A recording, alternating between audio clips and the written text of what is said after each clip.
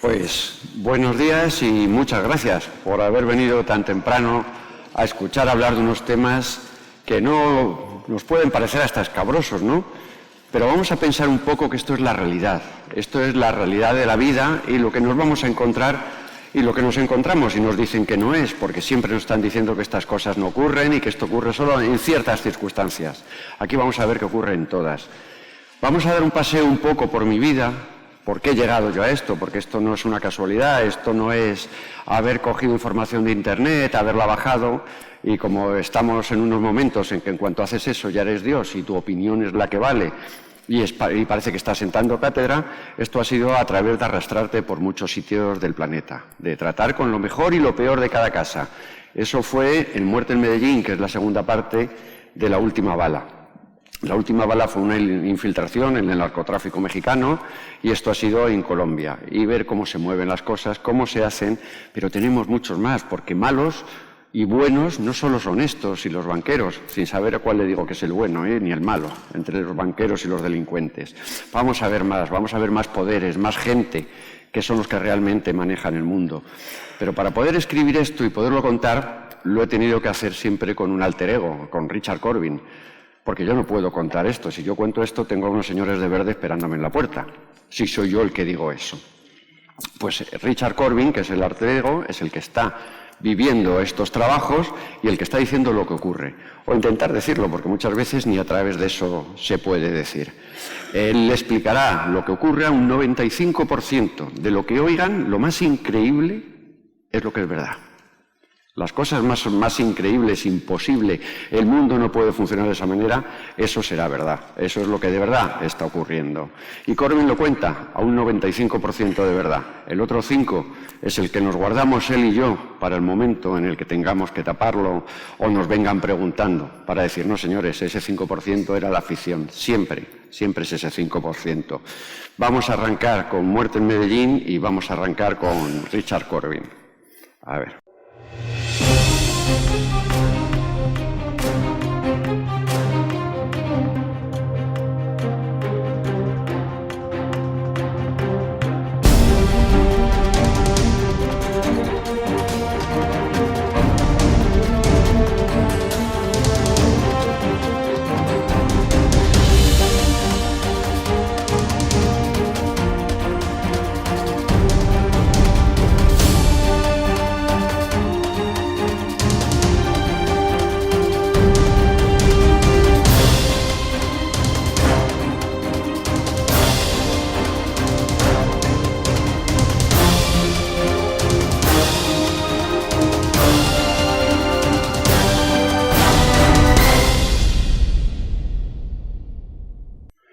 Pues así empezó todo, así empezó el camino. El camino empezó en las guerras, en la prensa del siglo pasado, cuando todavía se podía viajar, sin ir a conflictos y lo más importante de todo, contar la verdad. Algo que hoy no existe. Dice, no puede ser, hombre, estamos en el mundo más libre que jamás hemos pensado, ¿no? Eso es lo que creemos. Estamos en el mundo ahora mismo más cortado que jamás hemos pensado. La información, la prensa, todo va capado. Tú estás en una guerra hoy en día, tienes que mandar tu información vía satélite. Vía satélite que maneja, por supuesto, el que gana, ¿no?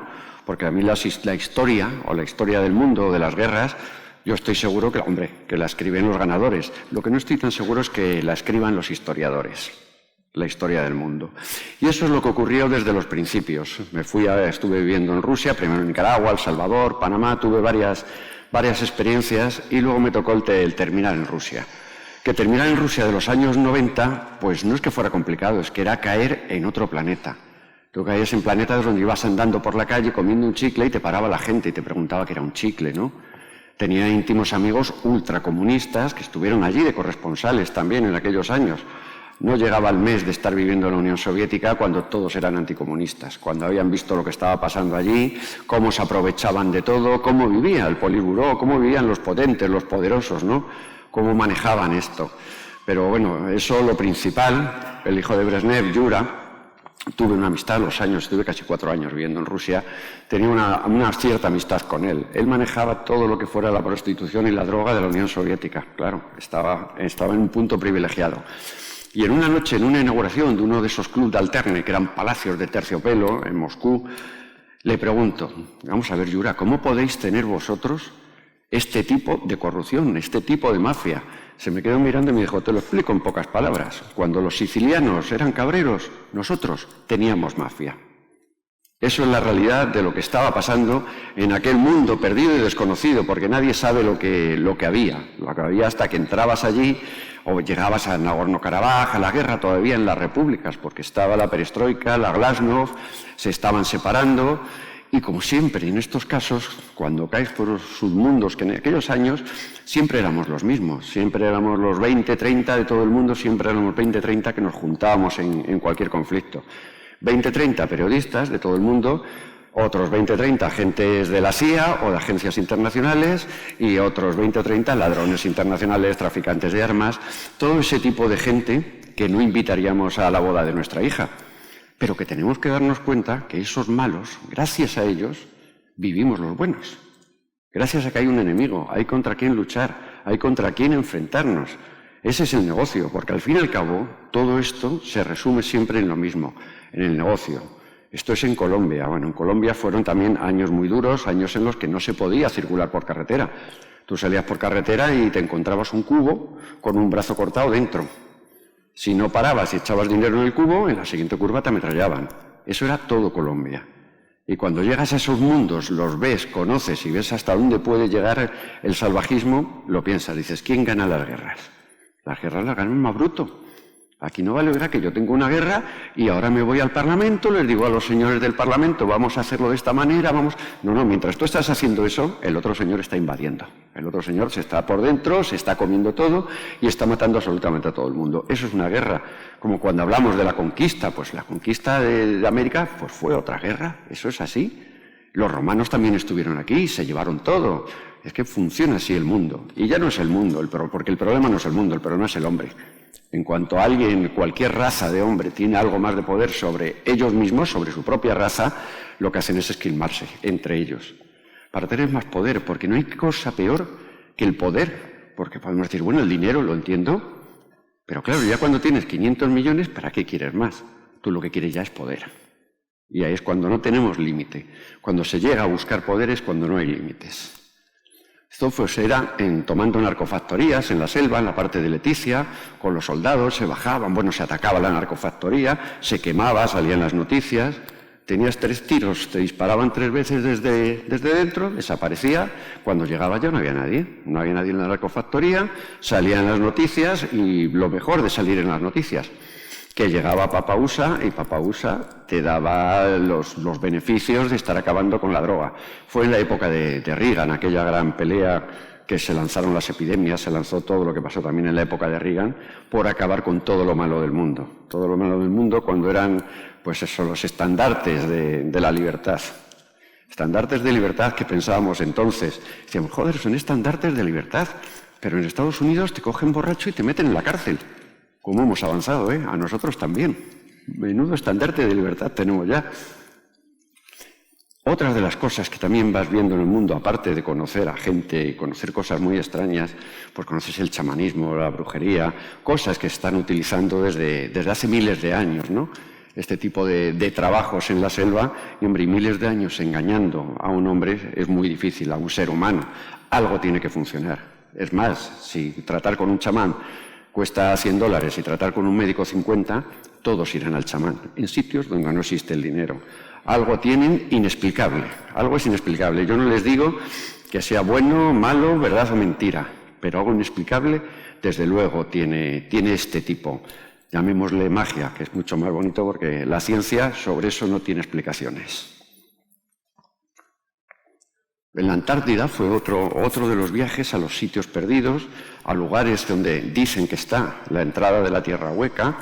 Hay cosas que te pierden, ¿no? Muchas veces dice, bueno, la entrada a la Tierra Hueca, ¿por qué tiene que ser en la Antártida? Aldous Huxley, el descubridor del cometa Halley, decía que la Tierra era hueca. Y dice, bueno, es un iluminado, claro, que la Tierra era hueca y como las películas de Verne, ¿no? Había un mundo subterráneo. Piensas eso, pero luego dices, bueno, ¿quién era el amigo de Aldous Huxley? Pues Isaac Newton. Isaac Newton le daba la razón, a él también. Solo ha entrado en la corteza terrestre, se han entrado 16-20 kilómetros. Tiene 800 kilómetros hacia adentro la corteza terrestre. ¿Puede haber? Pues por supuesto, no seremos nosotros que digamos que hay una tierra como la de Verne, pero todavía tenemos mucho por descubrir, que somos capaces de acabar con este mundo antes de descubrir lo que tenemos en él. Eso no lo podemos dudar. Ya hemos estado a punto varias veces en la Guerra Fría, que había armamento nuclear para destruir el mundo 36 veces. Eso no lo puede hacer un ser humano inteligente o, como falsamente nos llaman, sapiens sapiens. Con el presidente Uribe en Colombia, esto fue una de las grandes entrevistas. Un tipo que de verdad me caía bien, se le veía que luchaba, estaba cambiando un poco esa Colombia, era capaz de llegar y hacer que los coches se movieran, que la gente viajara, que se invirtiera un poco en Colombia, con gran ayuda americana, la mayor que tuvo nunca. Pero cuando le hago la pregunta del millón, en la entrevista le hago la pregunta del millón, le digo, señor Uribe, dígame por favor, ¿cuál es la nueva Colombia? ¿Qué es lo que espera el futuro?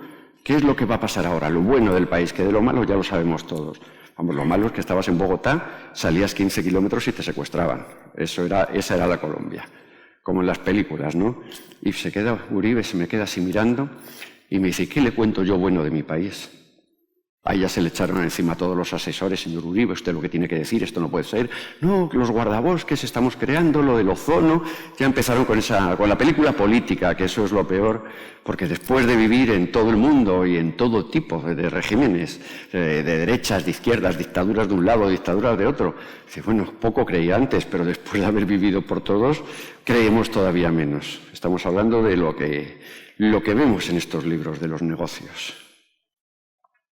En la isla de Pascua, otro de los grandes misterios, que también trabajé muchísimo allí, y eso fue pues la búsqueda del porqué. ¿Cómo puede haber en una isla de 12 por 14 kilómetros 1000 moais de estos? Puede haber 1000 figuras.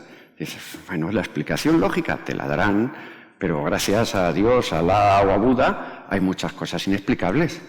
¿Cómo vas a hacer 1000 muñecos de esos? ¿Esto se ha apagado? ¿Por qué se ha apagado? Ah, ya ha vuelto. ¿Cómo vas a hacer 1000 muñecos de ese tipo en una isla que a lo mejor vivían 700 personas? Es que no comían, no se dedicaban luego a cazar o a pescar. Bueno, cazar no había nada, a pescar, lo único que podían hacer. Y estaban en guerra encima, en 2 tribus y en guerra. Sí, ve, en cuanto el hombre tiene a alguien contra quien guerrear, porque tenga 2 aceitunas más, va a ir a quitárselas. Ese es el problema y es algo que no lo vamos a solucionar nosotros. El Nicaragua era tremendo, las patrullas con el Frente Sandinista eran tremendas y tú ibas andando, 15 días de patrulla por la selva, destrozado, y te encontrabas a la contra, que eran los que pagaban los americanos en Honduras, te atacaban, te disparaban con todo y tiraban todo el suelo y se iban corriendo a la frontera. Así es lo que ocurría, esa panda de desarrapados, porque bueno, lo que querían todos era la residencia. Pero eso es lo que Reagan invirtió en aquellos años en la contra y fue algo súper interesante con todo esto. Lo que ocurrió en Nicaragua y Daniel Ortega entra como presidente en Nicaragua y dice, bueno, antes Somoza tenía aquí el plátano como el principal suministro para vender, para vender a los Estados Unidos. Dice, no, le dice que Somoza lo que tenía era el algodón. Dice, pues entonces el algodón, quitamos el algodón y ponemos plátano. Lo que nunca pensó Daniel Ortega es que el plátano tardaba 10 años en crecer, con lo cual 10 años de hambrunas. Y de hambrunas no, porque para eso están los amigos que se preocupan, que fue la Unión Soviética, que le llenó Nicaragua de bases, le llenó de ayudas, la caña de azúcar se la pagaba 10 veces a lo que valía, todas esas cosas que, bueno, que es lo que crearon un mundo de mentiras y de guerras frías, pero que no eran guerras frías, eran guerras frías tapadas con guerras comerciales, porque todos sabemos que desde la época nuclear una guerra fría no va a existir, o no va a pasar de ahí, como lo que estamos viendo hoy en día en Ucrania. Aquí no hay valor de ninguno de hacer algo. Primero, porque sabes que uno es más bruto que el otro. Pues ya está. Te le vas a asustar, le vas a decir que hay embargos económicos. Esos embargos económicos los hemos visto 500 veces. Cuando te voy a cerrar las cuentas en Estados Unidos, ya no hay un centavo en esas cuentas de Estados Unidos. Les he bloqueado todas las cuentas. ¿Qué les ha bloqueado? Y ya sabes que ese dinero está en Hong Kong, en Singapur, en Panamá. Ya se lo han llevado antes de que ocurriera nada. O sea, que es otra manera de jugar, no con sustos, porque el susto sí, hay que asustar al hombre. El hombre tiene que estar siempre asustado, porque si el hombre no está asustado no obedece. Y eso lo han comprobado ahora, y han sido capaces de ver que nos pueden asustar. Como nos podía asustar esto en Tiahuanaco, la Puerta de las Estrellas, en Bolivia, en los Altos bolivianos, La gente dice sobre esto, habla muchísimo de Tiahuanaco. Ya ellos te dicen que es una puerta en mitad de un campo, que hace una puerta en mitad de un campo. Según te cuentan las leyendas, es una puerta estelar, es una puerta con poderes, de traspasarlo. Pero claro, ya es ciencia que nos vamos al lugar indemostrable, nos vamos a algo problemático y algo que no te van a querer escuchar. Porque cuando digas tú que tienes algo y que tienes explicaciones o que por lo menos tienes una historia diferente, nadie te va a escuchar, no interesa cambiar nada de la historia que nos han contado, porque no es que sea la historia de verdad, es la historia que nos han contado.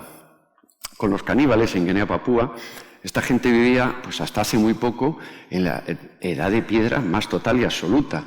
Pues ¿qué es lo que hay que hacer? Hay que montar ahí unos resorts de turismo, ellos siguen en la edad de piedra más absoluta, porque no les quieren dar nada, porque claro, ya se perdería el atractivo, pero ya estamos, ahí está, esto va y viene, vamos, como la subida de la gasolina, es esto, lo mismo.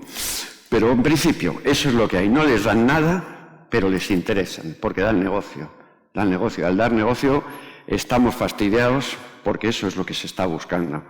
Y hacia eso vamos, que el futuro ya no es el negocio de esto, el futuro es todo, es el negocio absolutamente de todo, que todo proporcione dinero en Colombia, con rayers colombianos, y bueno, pues días también de campaña, días de selva, días de narcofactorías, días de engaño, porque claro, sabes perfectamente dónde vas, pero hay que dar vueltas para darles tiempo a que se lleven todo. Es que si no, pues ¿para qué vamos?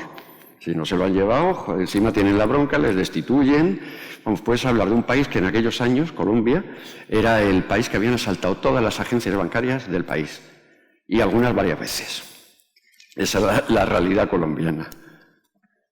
En Camboya también, las épocas de Pol Pot, la época de las limpiezas, las épocas de los gemelos rojos, las épocas de los ataques a la mente, los campos de reeducación.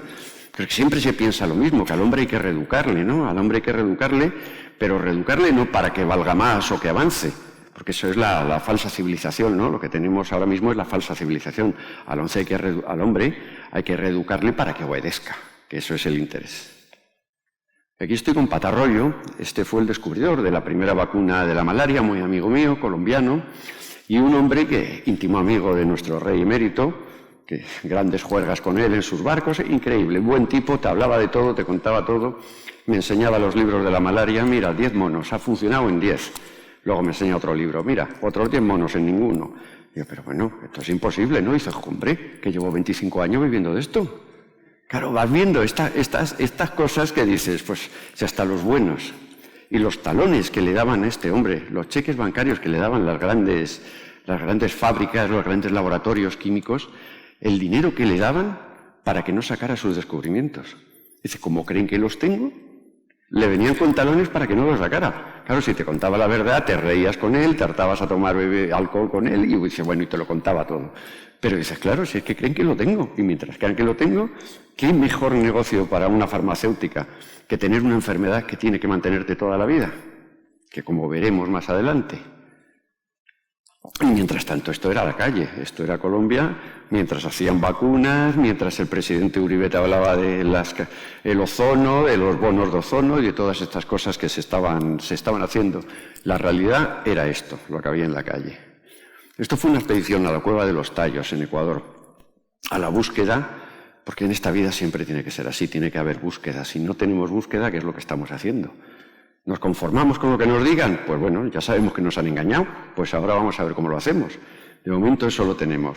Pero buscamos respuestas, las buscamos nosotros.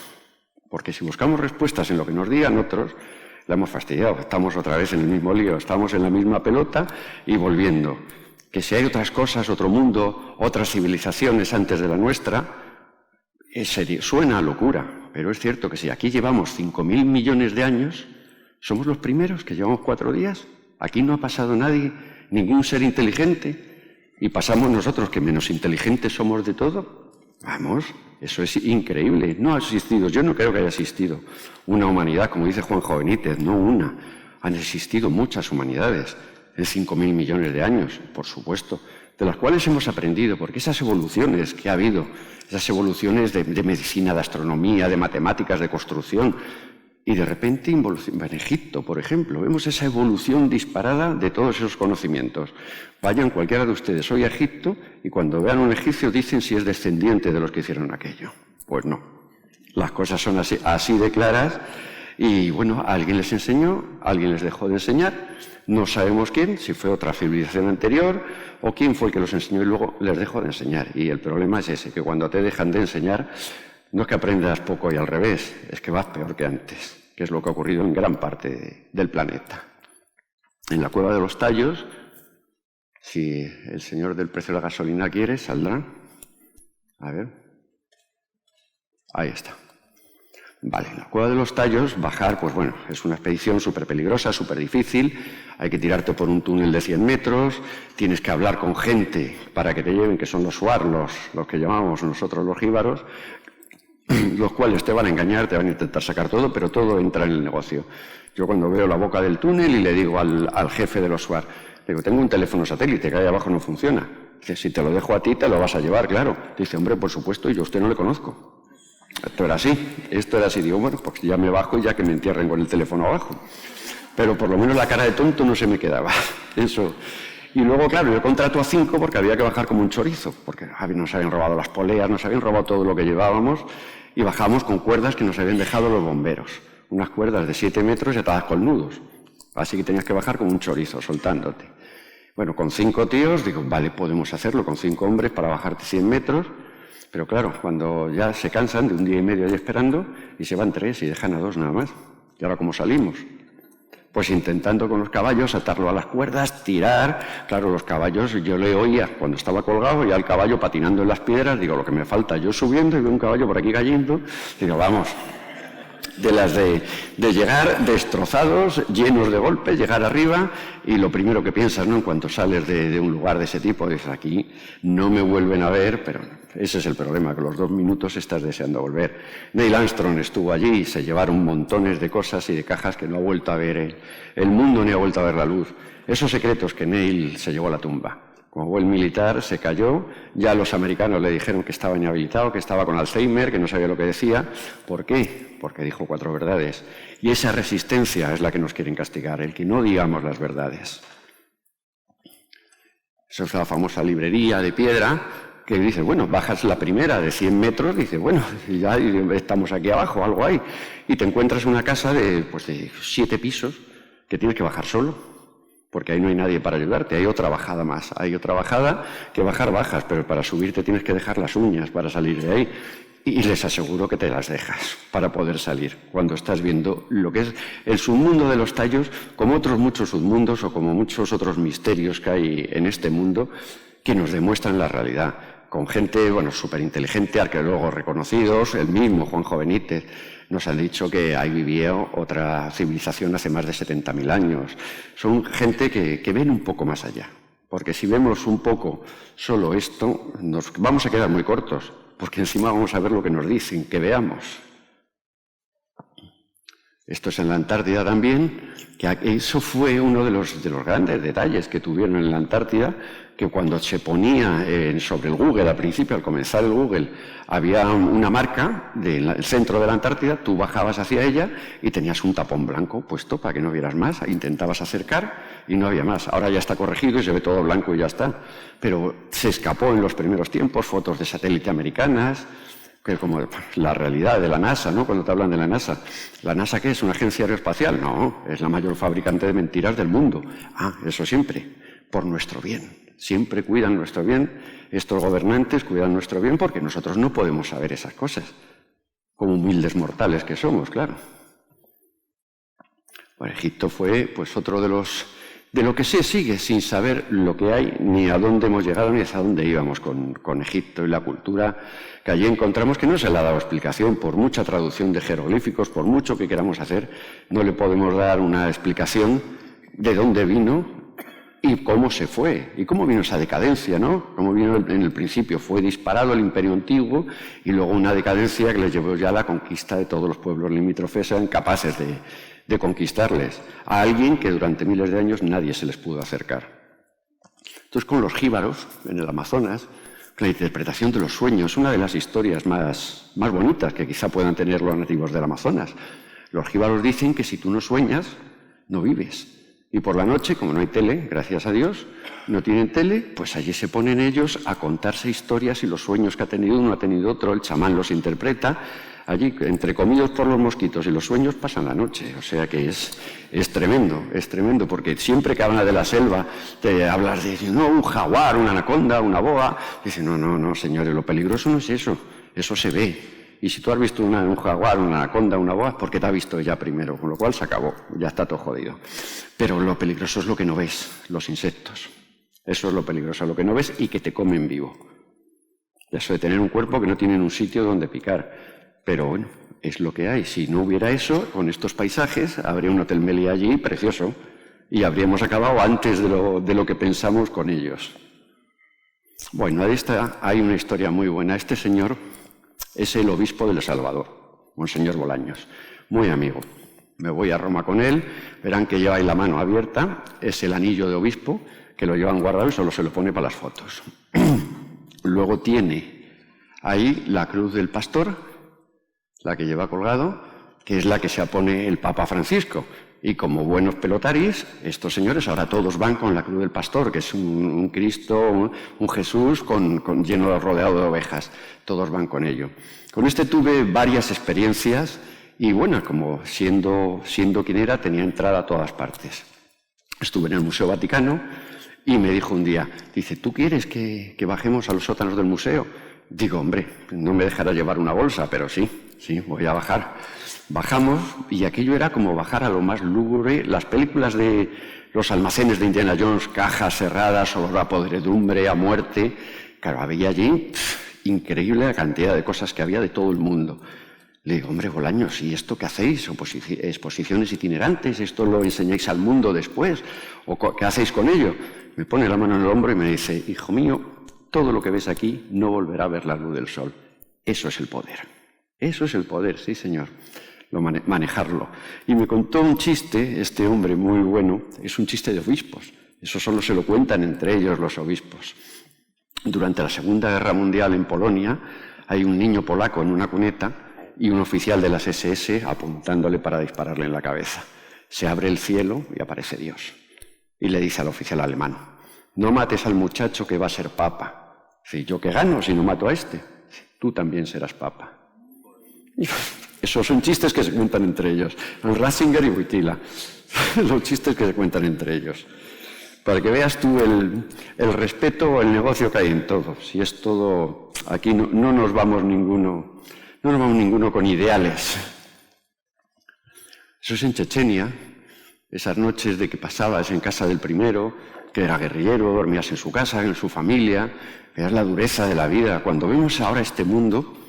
Creemos siempre que es que va a ser igual, que esto va a ser siempre igual, que el mundo va a ser guay, que todos somos guays, que todos somos iguales, y eso es mentira. Tenemos que darnos cuenta que en cualquier momento esto cambia. Ya hemos estado a punto, pero bueno, pensábamos incluso que íbamos a salir un poco más listos de esta, ¿no? De ver que esto se acaba. Al contrario, hemos salido más tontos. Eso ha sido lo peor. Pero bueno, esas son las realidades. Dice, joder, esta gente están acostumbrados que hoy comen, que mañana no comen, que hoy luchan, y que luchan sobre todo, tienen ideales, creen en algo. Es que lo importante en esta vida es creer en algo. Equivocado o no, hagas lo que quieras, pero cree en algo. Esto es con Víctor Carranza, este es el zar de las Esmeraldas, también fue muy amigo en su tiempo, tío ha muerto hace un par de años.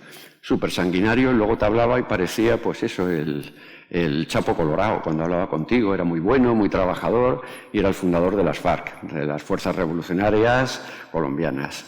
No, que era para luchar contra los traficantes. Al final las FARC terminaron traficando, ya las Esmeraldas era secundario. Pero bueno, era alguien muy, muy duro, muy importante, pero que las imágenes siempre te las dan, los malos, te dan la imagen de santos, todos. Te cuentan su historia y dice, bueno, usted ya se cree que soy tonto, pero me da igual, cuéntemela, que no seré yo el que le diga que todo esto es mentira.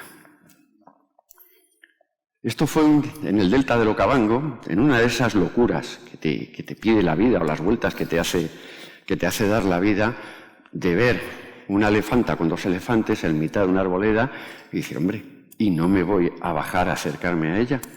Hombre, el conductor dando gritos... No te acerques, que está con 2 crías, pues bueno, los locos hacen locuras y los tontos tonterías, está claro.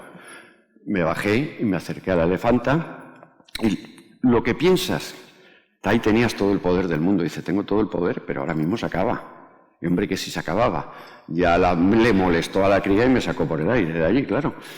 Pero es lo que hay. Lo peor es si esa misma noche no hago esto y me voy pensando, ¿y si me hubiese acercado? Eso es lo peor en la vida. Siempre quedarte con el ¿y si no lo hubiera hecho? Porque de día todo va muy bien. Por la noche es cuando aparecen los fantasmas. Y es cuando te vienen todos los recuerdos y todos los arrepentimientos de lo que se podía haber hecho y de lo que no has hecho. Esto fue en Irak, cuando se tomó la embajada española, no se podía entrar en la Primera Guerra en 2003, y yo me tuve que ir con los escudos humanos, con un grupo de escudos humanos, nos fuimos para allá, entramos en la embajada española, y bueno, los iraquíes ya estaban mosqueados porque estaba saliendo en las noticias, viene el ministro del ejército iraquí y le dicen que salgáis todos. Y empiezan, asamblea, vamos a ver. Digo, ¿asamblea? Vamos a pensar que a estos señores les importa un pimiento, que nos sacan de aquí, nos matan a todos, nos echan una cuneta y ellos siguen aquí. En el Irak de Saddam Hussein, de Uday, Qusay, de sus hijos, que eran quienes dominaban todo aquello. Pues ahí te das cuenta, la embajada estaba abandonada. La embajada española fue la primera que se vació, salieron todos corriendo. Pero bueno, te demuestra que es que las luchas internacionales, lo decía Roosevelt también, en una guerra no se dispara un solo tiro que no esté estudiado. Todos los movimientos, todo lo que se haga, todas las invasiones, en una guerra está todo estudiado. Todo va a ser de la manera que ellos saben que va a ser. Y de paso, pues mira, te voy vendiendo de mis almacenes, de todo lo que tengo, que no tiene salida ya estos misiles, los voy vendiendo, que alguno me los va a pagar. Porque no olvidemos que en las guerras, todo eso que les vemos no se compra en las ferreterías, todo el armamento que llevan. Ahí están los señores también, los señores de la guerra, los vendedores de armas. Estos son cosacos, los cosacos del Kubán, grandes tipos, luchadores, mercenarios, pero salvajes. Estos luchaban con el zar, contra el zar, y ahora siguen luchando en todas las guerras de pueblo de la exunión soviética. Cara de pillos, cara de buenos no. Pues claro, hombre, ¿qué vamos a pensar? Gente que están a lo mejor trabajando por 40, 50 dólares diarios. Y ya desapareció también lo del mercenario que ganaba dinero. Te los encontrabas en todas las guerras, en el Hotel Olympic, en Kisangani, en África, te los encontrabas a todos, siempre eran los mismos. Entonces cobraban pues unos 6, 7 mil dólares al mes, podía cobrar un mercenario. Y ahora mismo eso ha desaparecido. Ahora mismo veremos más adelante quién está manejando el negocio de los mercenarios. Estos son los únicos que pueden estar tranquilos. Estos están tranquilos, están a su rollo, pero ahora mismo ya cuando han empezado a llevarles el turismo, están acabando con su vida, vivían en cuevas, no conocían el metal, tenían peleas que les autorizaba el gobierno en Guinea-Papúa, peleas con cachiporras de piedra para poder desahogarse. Y eso es lo que hacían hasta ahora, pero ahora eso se ha convertido en folclórico y ya no es una vez al año el autorizarles a las peleas para desfogarse, ahora lo hacen todas las semanas. Y ellos no lo saben hacer mal, no pueden ser una pelea falsamente, se siguen partiendo las cabezas, igual que era una vez al año, ahora se la parten todas las semanas. Pero eso no se tiene en cuenta, porque el negocio está abierto. Eso es en África, otra de las... eso era en Ouagadougou, cerca de Burkina Faso. Pues unos cocodrilos sagrados, que allí no podía acercarse nadie, porque solamente se podían bañar los del pueblo en ese lago, si se acercaba otra persona se lo comían. Y él sacaba ese pollo, se lo ponían ahí en el agua y venía desde el otro lado el cocodrilo andando a buscarle. Era un cocodrilo, les llamaban mágicos. Digo, no, hombre, con más hambre que los pavos de Manolo. Pero al fin y al cabo venían y ahí se quedaba quieto. De vez en cuando te daba chac, chac, unos ruidos que parece que estaba mordiendo una lata Coca-Cola, pero bueno, es lo que había. Si es que eso es lo principal.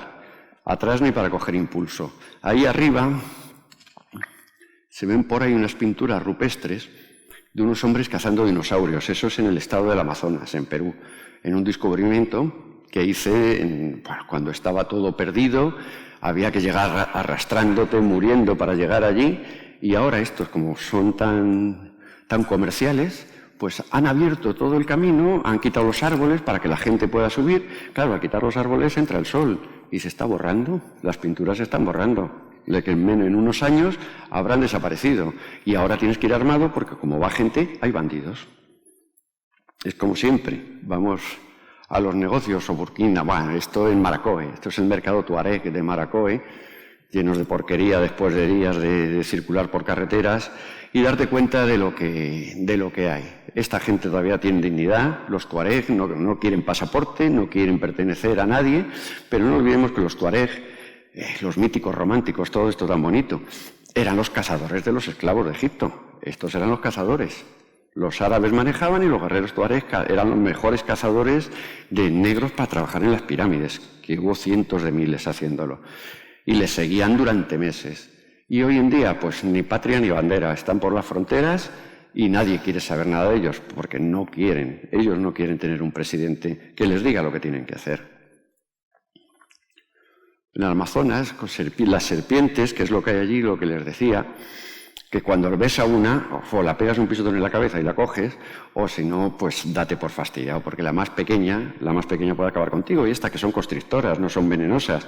Las pequeñas, las de 30 centímetros, son realmente las venenosas. Una serpiente de 30 centímetros con mucho color, eso, aunque sea un verde clarito, la jejen y cosas de esas, eso sí es peligroso. Eso es lo peligroso de la selva. Y gracias a eso se salva, se sigue salvando.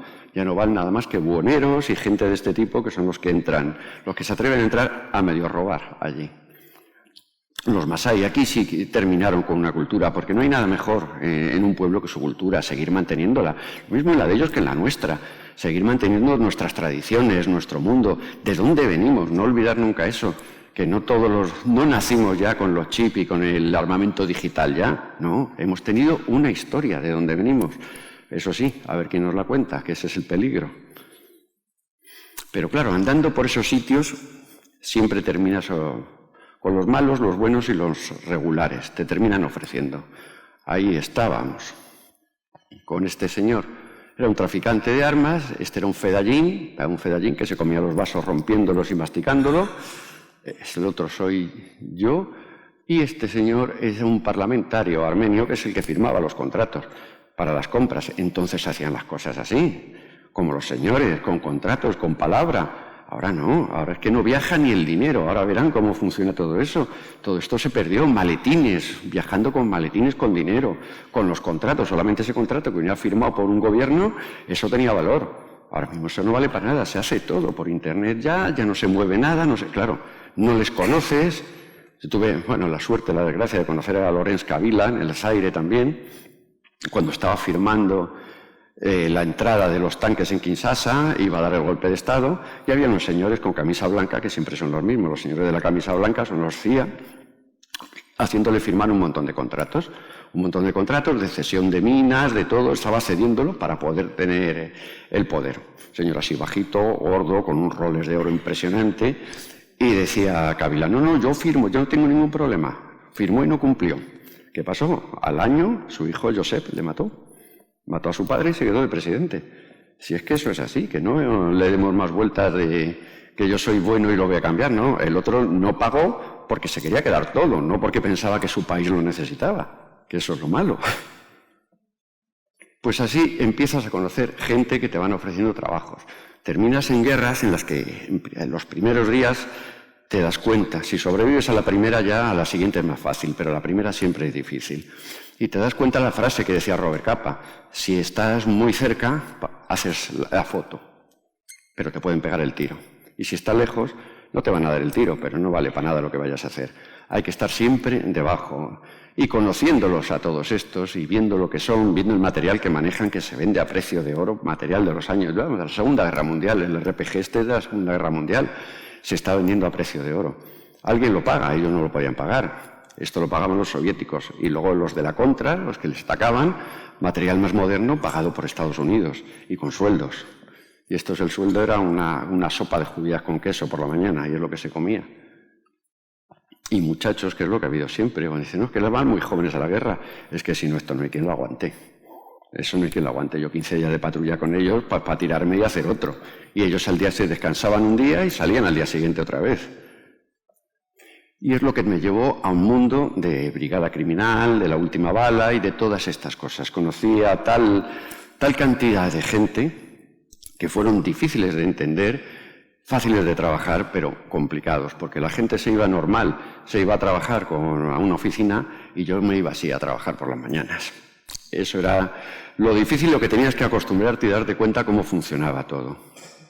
Ahí salió La última bala, que fue el primer libro, una infiltración en el narcotráfico que te deja no asustado, porque ya cuando entras ves lo que hay, ves que hay que tener pues muchísima mano izquierda, jugar en una liga que está fuera pero que nunca te vean, nunca amenaces, nunca digas mano izquierda, porque el señor ese que tiene muchísimo dinero, ese señor estaba cogiendo patatas ayer, no va a pensar y a razonar más, además como tiene dinero se cree Dios.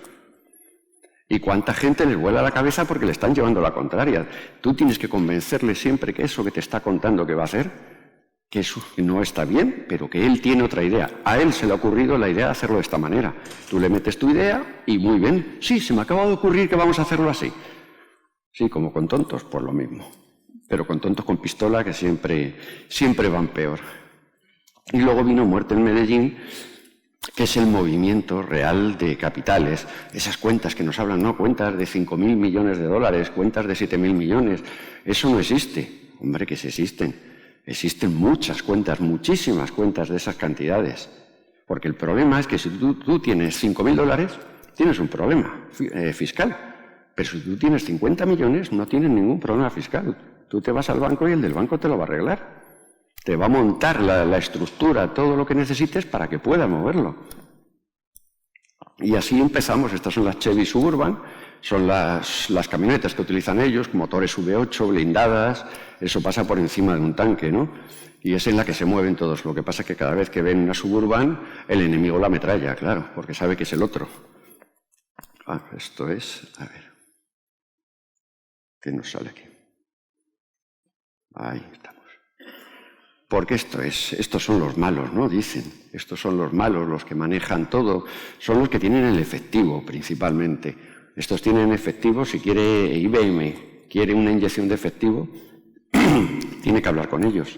No puede ir a un banco no le va a dar una inyección de efectivo, un banco le va a dar la trampa para hacerlo, que es lo que hacen ahora mismo todos estos. Les dan una carta bancaria, una 790, una 799, que es dinero en efectivo. Tú con ese papel, sin mover, el dinero no lo has movido, lo tienes allí. Te da el señor del banco ese papel, tú con ese papel te vas a Hong Kong, ingresas los 3.000 millones que tenías ahí. Nadie lo ha visto. Luego tienen la trampa número 2. Trampa número 2. Salimos desde Alemania con una transferencia de cerro de millones, que aunque parezca mentira, hay muchas a diario, de miles de millones. Esa transferencia sale, va a Singapur, la Interpol detrás. De Singapur corriendo la mandan a Hong Kong y de Hong Kong, antes de llegar ya, la han mandado otra vez a Singapur. Llega la Interpol a Hong Kong y les dice, buenas, quería yo ver esta transferencia que han enviado de 2.800 millones. Y dice, ya, pero es que nosotros, por seguridad, cada 24 horas borramos todos los movimientos. Y ahí se quedó la Interpol, los 2.800 millones, y ahí desapareció todo. Que se lo digan a Roldán, la jugada que le hicieron en una cosa parecida. A Roldán, los 2.000 y pico millones que tenía, como desaparecieron, pues fue todo de esa manera. Fue todo de está, pero no está. Y ha llegado, pero me lo he llevado. Y todavía ahí no había estas facilidades, no estaban las criptomonedas, no estaba todo esto que sí, que está muy bien, pero sobre todo, eso ha venido muy bien para la delincuencia. Para la delincuencia el no tener que andar. ¿Cuánto tiempo hace que no vemos a un chino en un aeropuerto lleno de billetes? Ahora vemos a un chino en un aeropuerto con un pendrive. Ahí lleva sus criptomonedas. Yo conocí a los primeros que montaron, lo que tardaron hasta que se lo quitaron, las criptomonedas aquí en España, los kioscos de criptomonedas, y en esos kioscos llegabas tú, metías los billetes de 500 y te daban un código. Joder, que era tan complicado, me decía el del kiosco, dice que tú no dabas nada y tal, metías 500 billetes de 500 y te daban un papel, tuvo que poner una secretaria para que les ayudara, que vieran a alguien. Dice, claro, como había cámaras, tú veías a la gente que venían con gorras, que venían con pelucas, para ingresar el dinero. Lo terminaron cerrando, pero claro, es el intentar controlar lo que no se puede controlar. Porque aquí sí hay dinero. Cuando te dicen eso, te dicen, no, es que necesito una inversión de 3.000 millones. Y te dice, te aparece el señor de la Ford y te dicen, no, hombre, 3.000 millones no es problema, sacamos un crédito bancario, lo ponemos, y estos te dicen, no, están ahí, en el tráiler, ahí los tiene metidos en el camión. Ahí tiene usted el dinero. Si quieres trabajar con ellos, tiene que ser con eso. Tiene que ser a través de esos golpes. De esos golpes y de gente sin escrúpulos, que es lo principal. Cuando dicen, no, ahora mismo en México, nos decía Pablo Escobar, en México no tienen patria ni bandera, matan, matan y matan, y es la realidad. Allí no vale el que vamos a ver, tú has hecho, es que se ha hecho algo. Dicen, no, los buenos son la vaguera, la italiana, las mafias calabresas, dicen ellos. Dicen, esos sí que son grandes hombres, solo matan cuando es necesario. Claro, y andar entre ellos en fiestas y en botellas de licor, de ver que en los mejores hoteles del mundo puedes encontrar jamás esas botellas de licor, echándole a tequilas de 3.000, 4.000 dólares, echándoles Coca-Cola. Tremendo, tremendo. Y grandes cantantes que no podemos imaginar quién, pero que todos conocemos, llegar a las fiestas en la avioneta, cantar 40 minutos, los matones llorando con las canciones de estos cantantes y salir con un maletín con $1 millón. Eso los he visto allí. Esto funciona de esa manera. Pero es que lo demás es mentira. No nos cuenten ustedes que es que el mundo es maravilloso, que es que esto funciona de esa manera. Y con esta gente que no tiene otro futuro que muy jóvenes terminan normalmente. Una persona de un cartel a los 20, 25 años ya tiene muchísima plata, pero te dice, no, yo sé que antes de los 30 me van a matar, pero hoy las mujeres, la ciudad, los edificios, los negocios son míos. Y se lo siguen creyendo con pistolas de 250 tiros, con cargadores. Vamos, que si pones el cargador, el cañón te lo vas a comer como mantequilla, como dispares un cargador de esos. Pero bueno, quieren meter miedo, porque es la manera. Aquí cuando un jefe cae, he tratado mucho con Baldo, con el hijo de Mayo Zambada, con Alfredito, el hijo del Chapo, que les voy a contar una, que es muy buena y muy interesante. Con Alfredito, cuando estábamos hablando, le digo, mira, tu padre preso en Estados Unidos, cadena perpetua más 30 años. Joder, no me digas tú que peor que eso, que no le puede ir. Y se reía Alfredito. Mi chiquita te ha dicho que es mi papá. Digo, hombre, en el mundo que estamos hay una cosa que se llama ADN, otra cosa se llama tecnología y otra cosa que se llama honradez. Y me dicen, no, ninguna de las tres existe. Dice, vale, bien, ¿por qué no existe? ¿Quién hace las pruebas del ADN? Hombre, un hombre. Dice, pues eso, un hombre se compra. Siempre, esa es la realidad. Todo se puede comprar y la gente no se quedaría tan tranquilo. Que al Chapo le conocimos cuando quería crear 50 sociedades de 50 millones, 2.500 millones en total de dólares, y desaparecer. Pero no se lo podían permitir. Si tú desapareces, el que está debajo empieza una guerra para quedarse con el negocio. Porque lo que no se pierde nunca es el negocio, porque el negocio no es de él ni de la familia. El negocio es del gobierno, de ellos y de la familia. De todos los gobiernos, no solo del suyo ni del de su país. Bueno, ya que ahora nos vamos, bueno, te corre un poco porque todavía nos queda mucho. Al arte, el gran negocio del arte. Tú llegas con un cuadro que vale 200 millones de dólares, un Caravaggio, 200 millones. ¿A quién se lo vendes? A nadie. ¿Qué hacemos con él? Pues hacemos un SKR, un seguro. Pues vamos a un banco a hacer ese seguro, un full responsibility, un SKR de este cuadro, por ejemplo, puede andar sobre el $1 millón. Llegas al banco con el seguro que garantiza que este es bueno, que vale eso, y el seguro, 10 minutos, pues vamos corriendo, que nos quedan. Y el seguro te garantiza que puedes venderlo. No lo vendes, se lo das al señor del banco. El señor del banco, en lugar de 200 millones, te da 100. Tú coges esos 100 millones y no los pagas, obviamente, claro. Y el banco, en su cuenta de resultados, le sale que ha perdido 100, pero que ha ganado otros 100, porque el cuadro vale 200. Y con ese dinero, con esos 100, a 40 bancos suyos, de estos de cuarto o tercer mundo, van dando préstamos por miles y miles de millones en base a ese cuadro. Esa es la trampa. Esa es la trampa y cómo se mueve. Pero esa es una. Pero esto ya, los tokens, los NFTs, que a esto se le llaman valores no tangibles. Ahora se está vendiendo esto. La mayor absurdez del mundo. Pero claro, como el Bitcoin funcionó, fue todo muy bien, creen que esto va a ir muy bien, que también se va a disparar. Tú tienes esto y ni lo compras, tú dices, es que esto vale, es de un videojuego, un dibujo de un videojuego, esto vale 10 millones de dólares. Llega el malo, sin saber diferenciar cuál es, y de los 10 millones de dólares ya los tiene colocados y limpios, con un título que le han dado que eso es suyo. Y además le han dicho que sí, que vale 10 millones. Esa es la trampa y la absurdez más grande, pero ¿quién son los malos con todo lo que estamos viendo? ¿El señor que coge el SKR, el que vende el cuadro o el que no lo paga? ¿O este? Este ya es, pues eso, si hay un hijo del demonio, por aquí nos va a andar. Este hombre tiene el 30% de la superficie cultivable de Estados Unidos, es suya en propiedad. Una fundación de 32.000 millones de dólares, que tiene que gastarse en obras de caridad 1.500 millones al año. Esos 1.500 millones se los gasta en vacunas que ponen en el tercer mundo, pero esas vacunas las compra en las farmacéuticas que son suyas. Y aquí tenemos a su mujer, a Belinda Gates. Lleva una crucecita colgada, ¿no? La crucecita es una cruz invertida. Son los anticristos, los hijos del demonio que no se cortan y que cuando vengan, vendrán no solos, vendrán de la mano del más poderoso. Este ya intentó tapar el sol y se lo negaron. Y luego le damos el premio de Cervantes, ¿no? Le damos luego los premios maravillosos. A la maldad debió de ser el que le dieron, pero este es el más poderoso, el que puede venir y vendrá. Cuando venga el anticristo, eso es lo que se espera. Porque también tenemos a Pío XII. Pío XII, el hombre que salvó miles de judíos, pero que también tuvo un problema. Otros dicen que no salvó miles de judíos, que se cayó mientras pactaba con el gobierno de Hitler. Esto es la realidad de lo que de verdad ocurría. ¿Quién es el bueno y quién es el malo?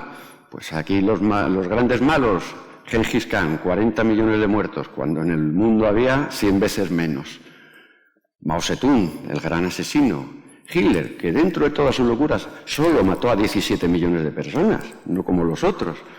Pero de este no se habla, de Joseph Stalin. Este sí, si el diablo pisó la tierra, fue este hombre. La gente, las purgas, los años, lo que estuvo asesinando y lo que consiguió hacer con Rusia, las hambrunas, de este no se habla. La historia de Hitler no lo sabemos todos, ya nos lo han contado de todo, hasta cómo él va al baño, ya lo sabemos. Pero de este no se sabe nada, no se habla.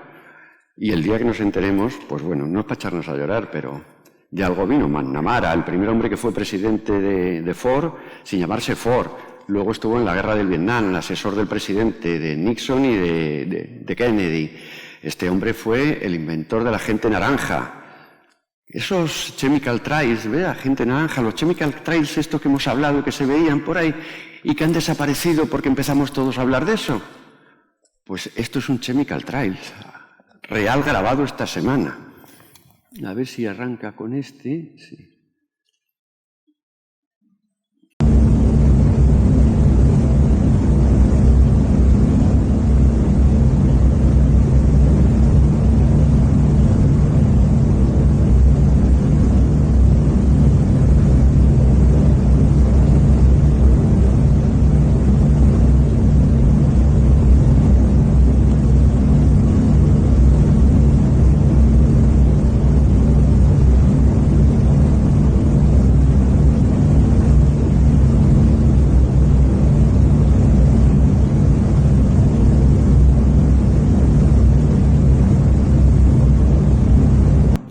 Por eso, ¿qué nos están echando? Que algo sí que nos están echando y eso desapareció y de repente empiezan otra vez. Este hombre, pues bueno, acabó con los mercenarios, montaron Blackwater, que ahora es la Academy, que es una empresa de mercenarios profesionales que cobran y cuando matan a uno de estos hombres no muere un soldado americano, con lo cual la prensa nos echa encima. Son los grandes negocios que hicieron también en Montaña Cheyenne. Llegué a conocer a gente que trabajó en Montaña Cheyenne, donde estaban escondidos después de la Guerra Fría. Ahí se escondieron todos los secretos de la humanidad y escondidos por los americanos. Conocí a Greg Gamis, fundador de Top Gun, y fue el que me contó muchos secretos de nuestros amigos de Montaña Cheyenne, pero esa ya es otra historia. Las pandemias provocadas, desde la del 18, la peste porcina, los vaciles que nos pegan con los Omicron y las variantes que ya estaban en carteles de cine hace años.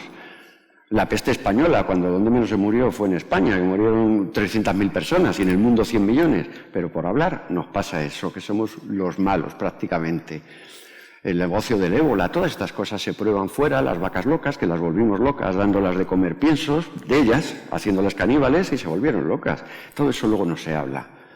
Bueno, esto es una trilogía que hice del SIDA en San Francisco, en Tanzania y en Rusia.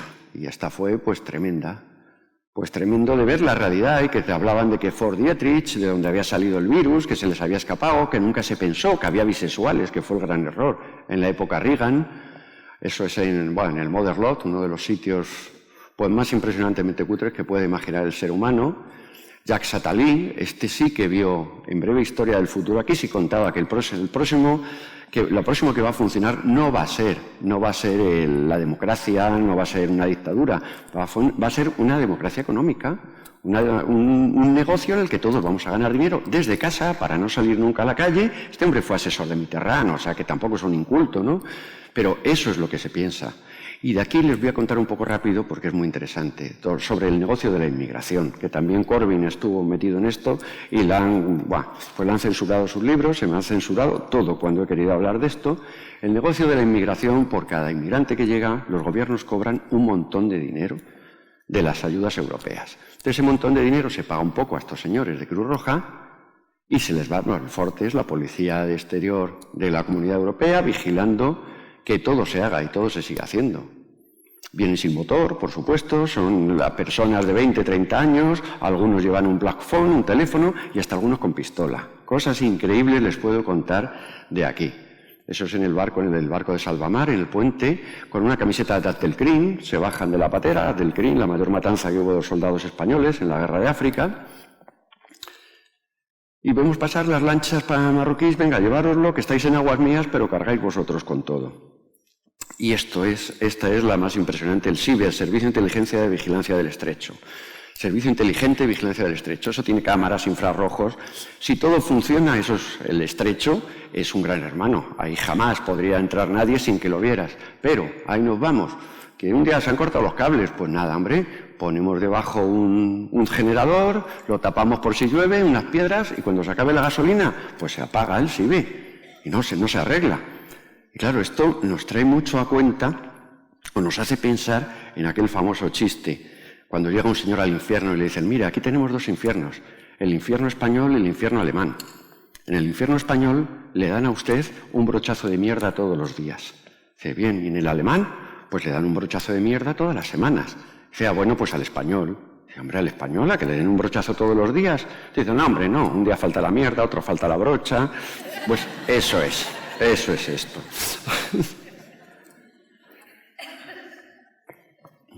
A ver, ¿qué sale?